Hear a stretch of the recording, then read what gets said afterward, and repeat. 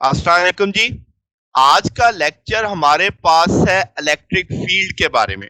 इससे पहले हमने कूलम्ब लॉ वाला चैप्टर पढ़ा, चार्ज और कूलम्ब लॉ। हमने एक फोर्स देखी कि दो चार्जेस एक दूसरे से जब इंटरेक्ट करते हैं तो वो एक दूसरे पे फोर्स एक्सर्ट करते हैं। तो अब हमारे पास जो कंसेप्ट है वो है इलेक्ट्रिक फील्ड का, कि वो फोर्स कब लगना शुरू होगी। तो ये चीज अब हम इस पहलू की जानिब बढ़ रहे हैं। तो इलेक्ट्रिक फील्ड को समझने से पहले हम सिर्फ फील्ड को समझेंगे। फील्ड फिर दो तरह की होगी, स्केलर फील्ड, वेक्टर फील्ड। फिर हम इलेक्ट्रिक फील्ड को देखेंगे, वहां पे एक डेफिनेशन बनाएंगे, इलेक्ट्रिक फील्ड इंटेंसिटी। फिर हम देखेंगे कि एक पॉइंट चार्ज की वजह से इलेक्ट्रिक फील्ड इंटेंसिटी कैसे देखी जाती है। फिर एन नंबर ऑफ चार्जेस की वजह से इलेक्ट्रिक फील्ड इंटेंसिटी देखेंगे, और देखेंगे कि आया दो चार्जेस के बीच में अगर कोई मीडियम आ जाए तब इलेक्ट्रिक फील्ड इंटेंसिटी पे उसका क्या असर पड़ता है। तो जनाब, ये आज के दिन की हमारी आउटलाइन थी। तो अब आपको समझ आ रही है कि हम किस जानिब जाना चाह रहे हैं। तो शुरू करते हैं जनाब। पहली बात फील्ड से। तो फील्ड बुनियादी तौर पे किसी क्वांटिटी की वेरिएशन बताता है पोजीशन के लिहाज से। वो स्केलर भी हो सकती है क्वांटिटी, वो वेक्टर भी हो सकती है। तो लफ्ज जब आप फील्ड पढ़ो कि जैसे ग्रेविटेशनल फील्ड, जैसे इलेक्ट्रिक फील्ड, तो वो मुझे क्या समझाएगा? वेरिएशन ऑफ क्वांटिटी बताएगा। किसके लिहाज से? विद रिस्पेक्ट टू पोजीशन, के भाई पोजीशन के लिहाज से उस क्वांटिटी में क्या चेंज आ रही है। ठीक होगी बात। अब जो इसका एक कहते हैं फील्ड दो तरह की है। एक है स्केलर फील्ड। तो स्केलर फील्ड कह लो एक ऐसा फंक्शन जो स्पेस में जिसकी वैल्यू हर मुकाम पे स्केलर ही रहे, यानी हर पॉइंट पे वो स्केलर ही है। तो ऐसी उसमें वेरिएशन तो आएगी जो भी है। तो अब आपके पास मगर उसकी वेरिएशन मैग्नीट्यूड में आ रही है सिर्फ, तो ऐसी फील्ड को हम क्या नाम देंगे? Scalar field. अब चूंकि ये स्केलर है, इसमें आपके पास फ्रेम ऑफ रेफरेंस की कोई इतनी अहमियत रह नहीं जाती। तो हम उसमें हर जगह तो उसके सिर्फ मैग्नीट्यूड चेंज होना है, डायरेक्शन तो हो, तो तब मुझे उसका रेफरेंस बताना पड़े कि इस तरफ को चेंज हो रही है या इस तरफ नहीं चेंज हो रही। तो आपके पास इसमें फ्रेम ऑफ रेफरेंस से ये आजाद होती है ये बात, स्केलर फील्ड। अब जैसे टेम्परेचर डिस्ट्रीब्यूशन है, आप देखते हो pressure distribution of the fluid है। तो ये दोनों एग्जांपल्स हैं आपके पास किस चीज की? स्केलर फील्ड की। अच्छा, अगर अगर टेम्परेचर और प्रेशर चेंज ना हो वक्त के साथ साथ, तो आप उसे बोलोगे ये स्टैटिक फील्ड है। ठीक है। तो अब आपको स्टैटिक फील्ड में आ गया कि भाई आपके पास वो एक जैसी रह रही है उसकी वैल्यू, तो that is called static field. मगर अगले जब हम डेफिनेशन पढ़ेंगे तो थोड़ा सा इसमें बदलाव देखेंगे। तो जनाब, स्केलर फील्ड अब आपको समझ आ गई। अब आपके पास अगली जो चीज हमने देखनी है that is vector field. Vector field एक ऐसा फंक्शन जो हर पॉइंट पे एक वेक्टर क्वांटिटी दे। ठीक होगी बात। तो ऐसी फील्ड को हम नाम देंगे वेक्टर फील्ड। अब आप समझो कि एक वेक्टर फील्ड एक प्लेन के अंदर है, जिसका मतलब उसके पास अब आप वेक्टर, चूंकि आपके पास मैग्नीट्यूड भी होगा, उसकी डायरेक्शन भी होगी, जो उस प्लेन के लिहाज से हम डिस्कस कर रहे होंगे। यानी इसका मतलब अब मुझे कोऑर्डिनेट्स फ्रेम ऑफ रेफरेंस देखना पड़ेगा। ठीक है, ताकि मुझे उसकी डायरेक्शन डिस्क्राइब करने में आसानी रहे। जैसे आप क्या बताते हो कि भाई आप स्पीड और डायरेक्शन बताते हो फ्लूइड की किसी स्पेस में से पास करते हुए, किसी फोर्स की ताकत और डायरेक्शन बताते हो, जैसे इलेक्ट्रिक फोर्स है, ग्रेविटेशनल फोर्स है। तो आप किसी रेफरेंस के लिहाज से ये समझा रहे होंगे। अच्छा, अगर हम फ्लूइड की बात करें कि वेलोसिटी उसकी कांस्टेंट रहती है टाइम के लिहाज से, यानी वो फ्लो तो कर रहा है मगर आपके पास उसकी वैल्यू में चेंज नहीं आ रहा, तो तब भी हम उसे स्टैटिक फील्ड ही मानेंगे। अब अगर उसकी वैल्यू टाइम के लिहाज से चेंज नहीं हो रही, बात समझ आ गई। तो आपने देखा था स्टैटिक फील्ड में, जिसमें हमने कहा था कि जो वेरी नहीं करता टाइम के लिहाज से, यहां पे वो मूव कर रहा है, फ्लो कर रहा है, बट उसकी वैल्यू में चेंज नहीं आ रहा, तब भी उसे हम स्टैटिक फील्ड के तौर पे ही देखेंगे। तो जनाब, अब आपको स्केलर फील्ड का अंदाजा हो गया, वेक्टर फील्ड का अंदाजा हो गया। अब हम चलते हैं किस पे? इलेक्ट्रिक फील्ड पे। ठीक है। अब चार्ज के इर्द गिर्द एक ऐसा इलाका, एक ऐसी जगह कि जब कोई दूसरा चार्ज उस जगह पे आ जाए तो उसे या फोर्स ऑफ अट्रैक्शन लगे या फोर्स ऑफ रिपल्शन लगे, यानी इन्फ्लुएंस करे वो। तो आपके पास वो रीजन, वो आपकी स्पेस क्या कहलाने वाली है? Electric field. क्यों? अब इलेक्ट्रिक फील्ड एक वेक्टर है, तो हम इसकी लाइंस ऑफ फोर्स देखेंगे कि भाई इस सिमत को फोर्स लग रही है, तो वो जाहिर सी बात है हर फोर्स एक वेक्टर क्वांटिटी है, तो आप बोलोगे कि इलेक्ट्रिक फील्ड एक वेक्टर क्वांटिटी, वेक्टर फील्ड है।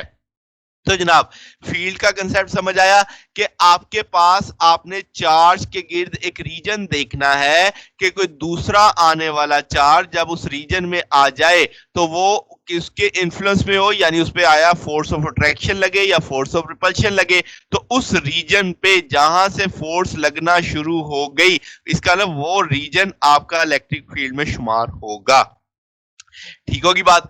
अब यहां से एक बहुत इंपॉर्टेंट डेफिनेशन बनती है, that is called electric field intensity. अब वो फील्ड तो बन गई, वो इलाका तो नजर आ गया, उसकी ताकत कितनी है फोर्स लगाने की? तो स्ट्रेंथ ऑफ इलेक्ट्रिक फील्ड, इसको हम इलेक्ट्रिक फील्ड इंटेंसिटी कहते हैं। ठीक है, अब फील्ड तो वो रीजन है, ठीक है, उस रीजन के अंदर किस जगह पे कितनी फोर्स लगेगी तो वो वेरी करेगी, तो आपके पास वो तय करेगी उसकी ताकत, फील्ड की ताकत। उस फील्ड की ताकत को क्या नाम देने वाले हैं? Electric field intensity.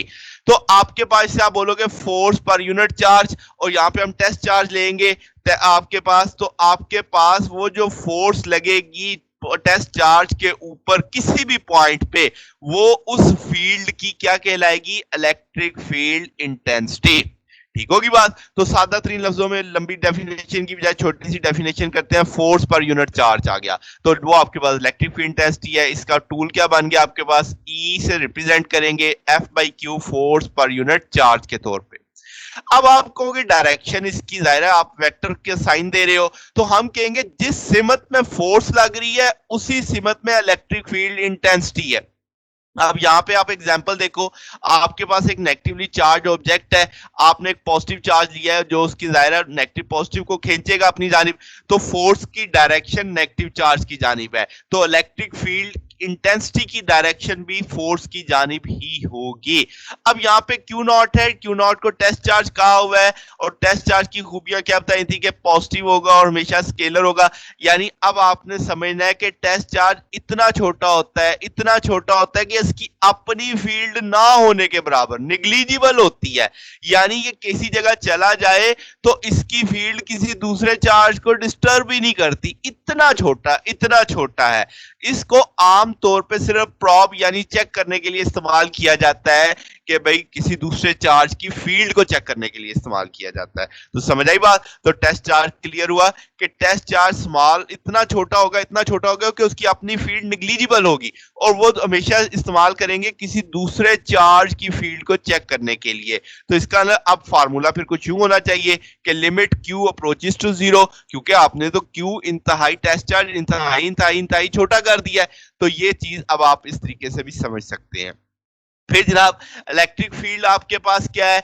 तो अगर हम कहें कि भी फील्ड आप जब आपकी बन गई, तो आपके एक पॉइंट पे जिस सिंथ में फोर्स लग रही है, दूसरे पॉइंट पे किसी और सिंथ में फोर्स लग रही होगी, तो हम कहेंगे distribution of electric field vectors है। क्या मतलब कि वो जो पूरा इलाका बना था, वो जो फील्ड थी पूरी की पूरी रीजन था, उसके अंदर इलेक्ट्रिक फील्ड वेक्टर के तौर पे होगी, यानी हर इलाके में लगने वाली फोर्स की सिमत डिफरेंट होगी। ठीक है, चार्ज ऑब्जेक्ट के लिहाज से। तो अब ये चीज ध्यान में रखनी, इसको आगे चल के डिटेल में भी जरा देखते हैं। तो इलेक्ट्रिक फील्ड एक एब्स्ट्रैक्ट प्रॉपर्टी है, यानी आपको नजर नहीं आएगा वो रीजन, वो इलाका, बस आपको वो प्रेजेंस तभी फील होगी जब आप उसके करीब टेस्ट चार्ज का दूसरा चार्ज लेके आएंगे, जो चार्ज ऑब्जेक्ट की वजह से वो फील्ड सेटअप होगी। ठीक है, ऐसे यूनिट अगर आप देखें तो फोर्स पर यूनिट चार्ज है तो न्यूटन पर कूलम बनेंगे, इसी को आगे जाके हम वोल्ट पर मीटर के बराबर भी प्रूफ करेंगे। ठीक होगी बात। अब आपके पास है जनाब electric field intensity due two point charge. अब जनाब क्या मतलब कि अब एक चार्ज की वजह से आप इलेक्ट्रिक फील्ड इंटेंसिटी देखना चाहते हैं, तो आप बुनियादी तौर पे आप समझ लें जैसे यहाँ पे आपके पास एक डिजाइन लिया गया है कि भाई आपके क्यू चार्ज दिखाया जा रहा है, कैपिटल क्यू है, इसके पास एक टेस्ट चार्ज, लेट से मैं स्मॉल क्यू ले आया हूँ, तो दोनों पॉजिटिव हैं, तो ये इस पे इस जानिब क्या लगाएगा, फोर्स लगाएगा। तो वो फोर्स आप जानते हैं कूलम लॉ के लिहाज से दो चार्जेस इंटरेक्ट करेंगे, तो 1/4 pi epsilon not q q not over r square, r unit vector, और आर यूनिट वेक्टर अब आपको पता है जिस पे फोर्स लग रही होगी। कूलम्स लॉ रिपल्सिव है, चूंकि दोनों सिमिलर पॉजिटिव चार्जेस आपने लिए हैं। तो इलेक्ट्रिक फील्ड का फार्मूला हमने क्या पढ़ा, force per unit charge Q not. तो आप फोर्स की ये वैल्यू यहाँ पे प्लेस कर दो, आर स्केयर बटे के ऊपर है, नीचे आ जाएगा, क्यू नॉट से कैंसिल हो जाएगा। तो इलेक्ट्रिक फील्ड इंटेंसिटी का फार्मूला आ गया 1/4 pi epsilon not q over r square, r unit vector. और आर यूनिट वेक्टर मुझे रेफरेंस के लिहाज से इलेक्ट्रिक फील्ड इंटेंसिटी की डायरेक्शन बता रहा होगा। अगर मैं सिर्फ मैग्नीट्यूड उठाना चाहूँ तो सिर्फ अब आप देखोगे कि मैं आर यूनिट वेक्टर खत्म कर दूंगा, तो ये सिर्फ मैग्नीट्यूड आ जाएगा। तो अगर आप इस फिक को जरा समझ रहे हैं तो आपको वो सारी बात जो हम ऊपर भी पढ़ के आ रहे थे कि भाई आपके पास जो हमने कहा था consist of distribution of electric field vectors, तो अब आपको नजर आ रहा है कि ये जो पूरा फील्ड थी ये आपके पास इलेक्ट्रिक फील्ड वेक्टर से भरी हुई है।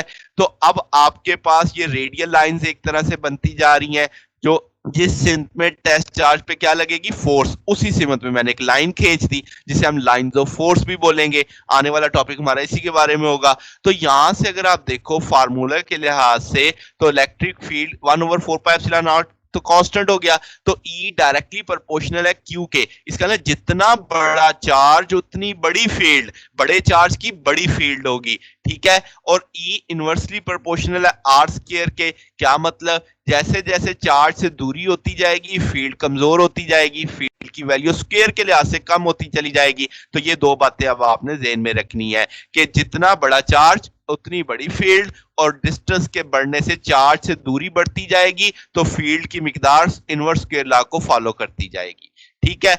अब अगली बात पे चलते हैं कि अगर हमारे पास electric field intensity due to system of N charges है, अगर एन चार्जेस हैं तो इसका मतलब आप एक टेस्ट चार्ज रखोगे, सारे चार्जेस उस पर क्या लगाएंगे, फोर्स लगाएंगे। इसका एक हाल तो वो है जो हमने कल देखा था कि सारी फोर्सेस का सुपरपोजिशन करके देख लो नेट फोर्स कितनी आ जाएगी। या इसका दूसरा तरीका ये है कि हर चार्ज की अलग अलग इलेक्ट्रिक फील्ड इंटेंसिटी निकालो कि F1 यानी Q1 Q0 पे कितनी फोर्स लगा रहा है, F2 कितनी लगा रहा है, तो सारों को एट द एंड सम कर दो, तो सारी इलेक्ट्रिक फील्ड इंटेंसिटी सम करेंगे तो टोटल इलेक्ट्रिक फील्ड इंटेंसिटी आपके पास आ जाएगी। तो ये भी principle of superposition he follow कर रहा है, चूंकि इलेक्ट्रिक फील्ड भी एक वेक्टर क्वांटिटी है तो आपके पास उसी चीज को ये फॉलो करेगा। तो इसका मतलब अब आपको समझ आ रही है कि अगर ढेर सारे चार्जेस हो और आपसे नेट इलेक्ट्रिक फील्ड पूछी जाए तो हर चार्ज की इलेक्ट्रिक फील्ड को आप सम कर दोगे, वेक्टर सम हो जाएगा, अलजेब्रिक सम जिसे आप नहीं बोलेंगे वेक्टर सम बोलेंगे, ठीक है। तो चूंकि वेक्टर क्वांटिटी है तो अब आपके पास ये चीज ध्यान में रखनी है आपने, ठीक। आगे अब हम चलते हैं जी, effect of medium on electric field intensity. तो आपके पास अगर मैं एक इंसुलेटिंग मीडियम डाल दूं, जिसे हमने डाइलेक्ट्रिक का कल भी पढ़ा था तो दो चार्जेस के बीच में, तो एक्सपेरिमेंटली देखा जाता है कि इलेक्ट्रिक फील्ड रिड्यूस हो गई है, यानी वो जो रीजन है उसकी वैल्यू कम हो गई, यानी अब उसके फोर्स लगाने की जो रीजन था वो कम हो गया है। अब वो कितना कम होगा, डेट वो फैक्टर होगा रिलेटिव परमिटिविटी से पता चलेगा कि इतने गुना उसकी value of electric field intensity की कम हो गई है।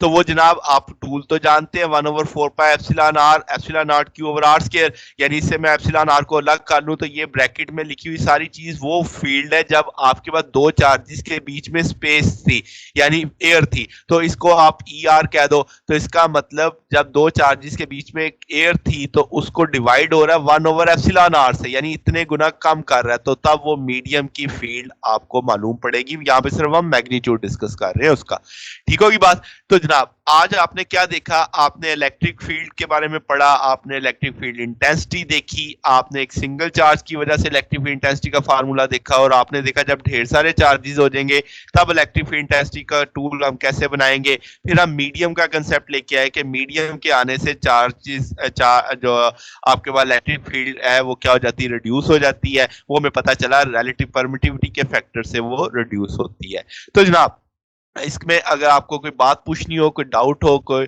आपका क्वेश्चन हो तो वो कमेंट्स में पूछ सकते हैं। वीडियो अच्छी लगी हो तो वीडियो को लाइक कीजिएगा, दोस्तों के साथ शेयर कीजिएगा और चैनल को भी सब्सक्राइब कर दीजिएगा। आज के लिए बस इतना ही, बाकी इंशाल्लाह फिर नेक्स्ट देखेंगे। ओके, अल्लाह हाफ़िज़।